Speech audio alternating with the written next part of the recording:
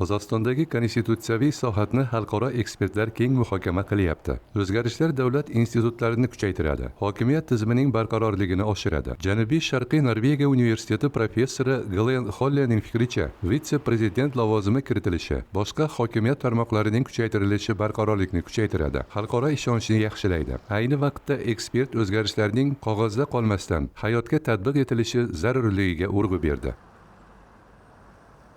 From my point of view, the new constitution aims to reset this. Nazarimda yangi konstitutsiya hokimiyatning yangi tuzilmalarini shakllantiradi, institutlarni kuchaytiradi, ularning hisob berishini oshiradi. Maqsad Qozog'istonni oldindan ko'rish mumkin bo'lgan, barqaror va ishonchli davlat sifatida ichki va tashqi dunyoda tan olishlari. Agar barqarorlik, tinchlik bo'lsa, dunyo Qozog'istonni, shu jumladan sarmoya kiritish uchun ishonchli hamkor sifatida ko'radi. See Kazakhstan as a reliable partner for the future and also for investing.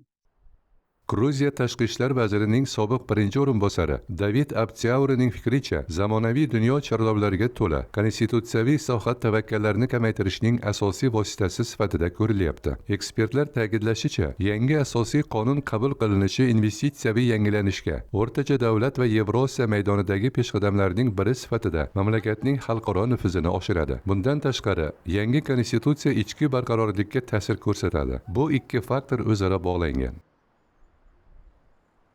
The decision in terms of the changes of the constitutional changes. Konstitutsiyaviy o'zgarishlar kiritish taklifi ayni vaqtida berildi. Dunyoda beqarorlik kuchayib borayotgan, oldini ko'rish qiyinlashayotgan bir vaqtda ichki barqarorlik o'ta muhim ahamiyat kasb etadi. Barqarorlik o'ta muhim. U aniq chora-tadbirlar vositasida ta'minlanishi zarur. Bu qaror uzoq muddatli manfaatlarga javob beradi. Milliy taraqqiyot uchun qulay ichki va tashqi muhit yaratadi. Stability is extremely important. So in that sense, the stability must be guaranteed by concrete measures